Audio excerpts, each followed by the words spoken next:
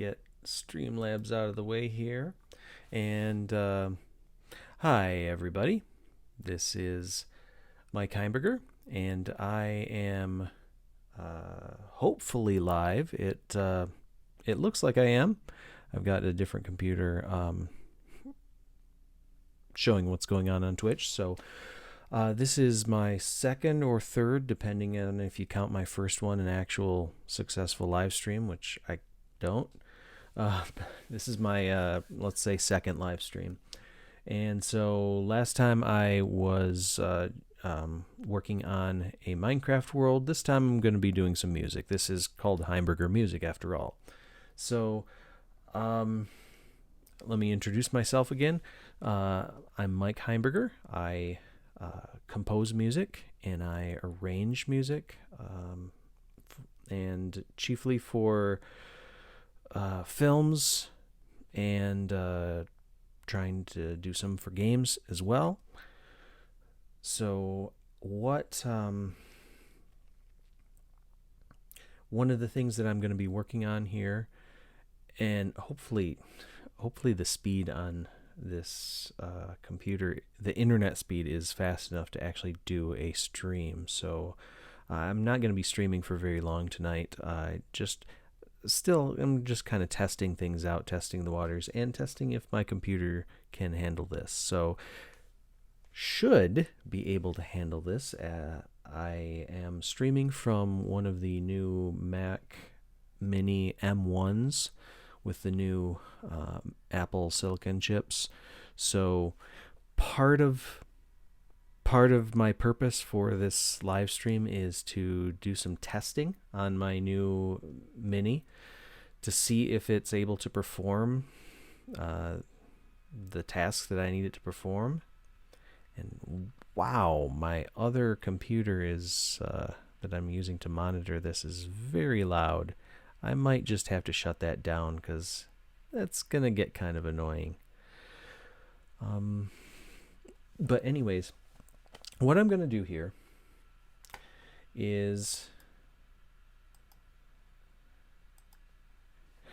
I've got some music projects from my old computer that I'm wanting to port over to the Mini. And the old computer is quite old. It's a MacBook Pro from about 2009. It was running not even Logic Pro, it was running Logic Express 9. So I've got several projects, and I've got one of them copied over to the Mini, and I'm going to try to open that up in Logic Pro X, and see if it works, and just kind of on live stream go through the experience of opening up a Logic Express 9 file in a Logic Pro X application on the new Mac Mini. So let's just kind of see how that works. So got Logic Pro open. I'm just going to go straight to Logic Pro. And before I get into that, I am going to shut down this other computer that I was using to monitor. Maybe I'll just put it to sleep. Go to sleep, old MacBook Pro.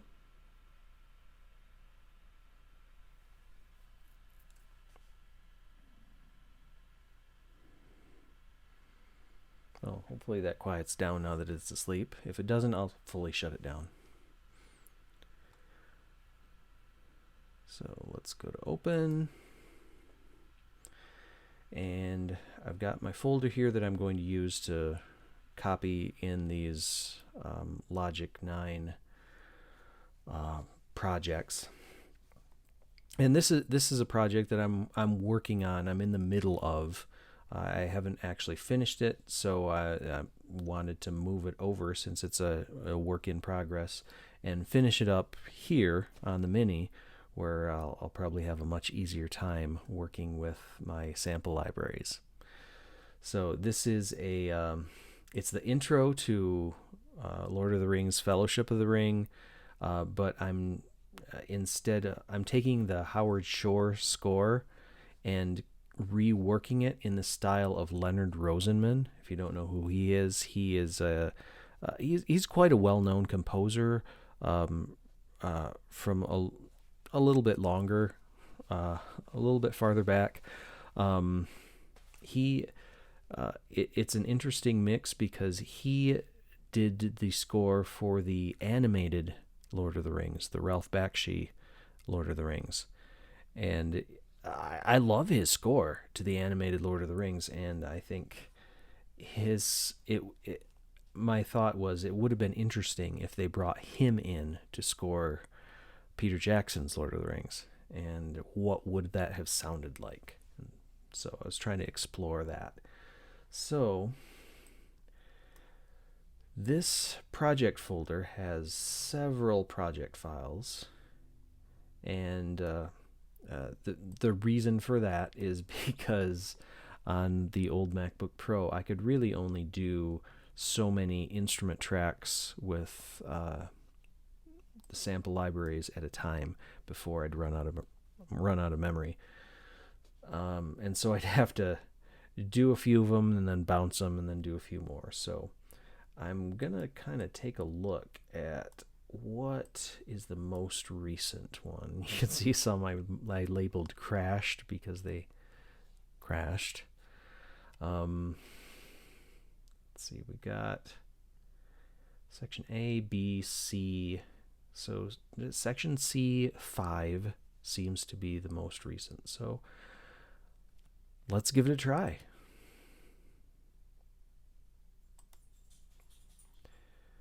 Previous version of Logic are not compatible with Logic Pro.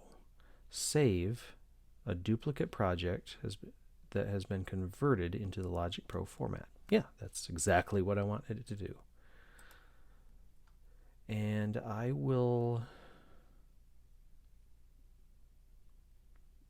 I'll keep it where it is for now, because I don't know if it's going to do anything weird with the audio files that it has to access for the tracks, and there's also a video file that's attached to the project. I don't know if the file paths to those audio and video files, I don't know what that would look like yet if I save it in a different place. So I'll just keep it in that same folder. Audio file was not found in expected locations. I can locate it manually, or I can skip.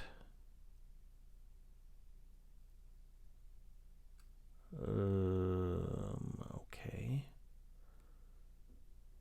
So we're looking for Bakshi narration compressed.aif. And it looks like it expected to find it in bounces. Oh, it's probably freaking out because the file path above the Rosenman LOTR folder is different. So that means like all of these links are going to be bad. Okay. I might have to try to, in order to do this properly, I might have to replicate the file structure that I had on the MacBook before I open these project files up, because otherwise it might have difficulty with every single one of these audio files that it's. Let's just see. Okay, so it takes me to here. Let's go here, bounces, and yeah, there it is right there. So if I open that, it's going to go right to the next one, which is a violin. So let's click search. Let Logic search it on all mounted volumes. So let's try the search option. Movie not found at original location. Users, music, logic, ports.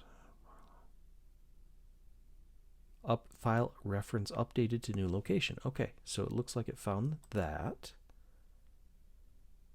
Some additional content is needed for this project. Okay, what additional content?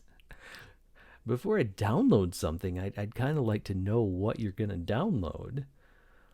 Well, let's give it a shot here. And is it actually downloading anything? I don't know.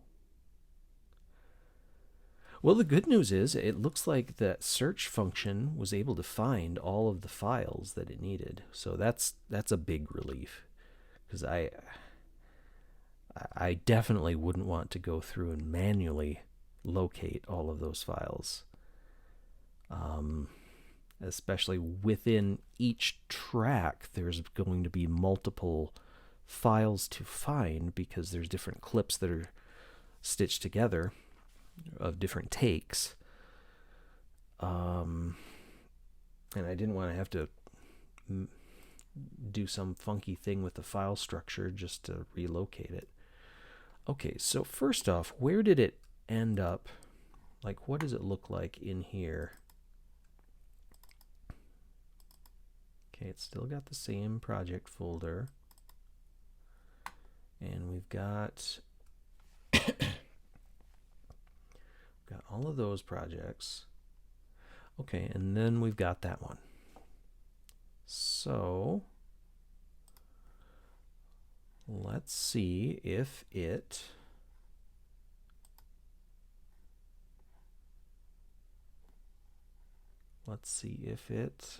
has this stuff in here. Well, first off, okay, these are all audio tracks. I've got a couple MIDI tracks still in there.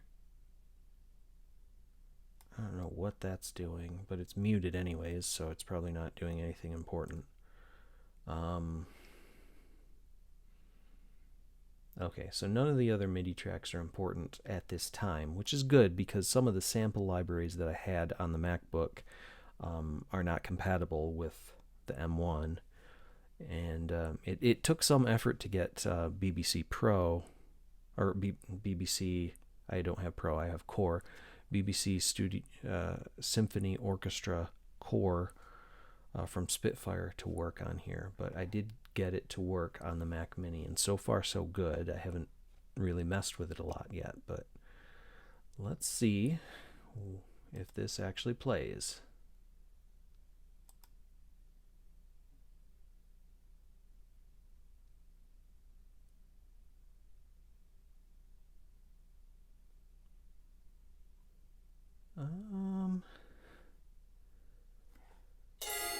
Oh, there we go.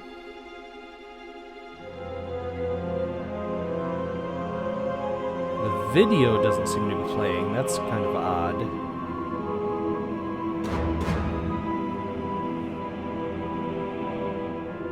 Yeah, we should be seeing the video by now. Oh, right, because it's black at the start for Galadriel's narration.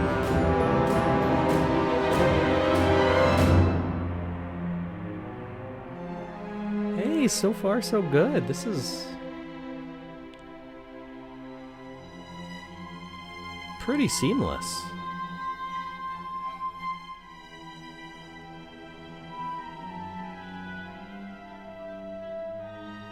Oop. I don't know what that was. We're on measure 24. We'll come back to that check.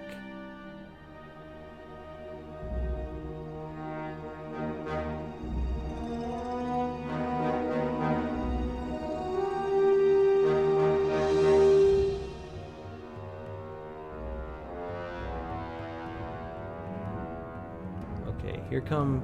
So these are all bounced down mixes already, and here comes some of the current sections. So let's see if these...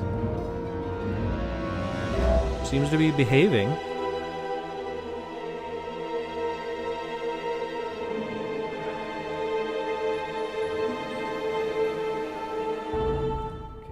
far as I've gotten so far. So let's go back to measure 24 and see what was up with that. If that was just a glitch in the playback, or if that was something wrong with the file.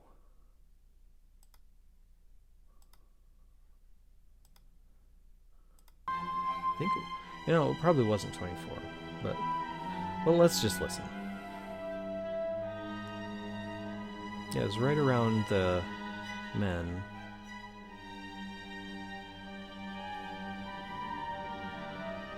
Okay, it must have been just a glitch in the playback.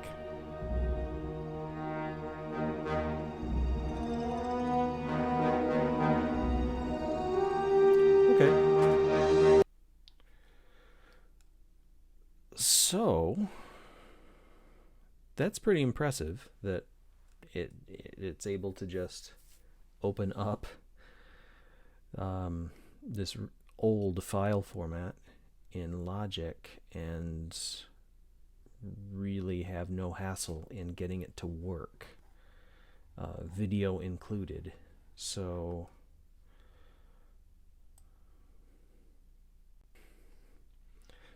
this is a project I started a long time ago. I think it was December when I started this, and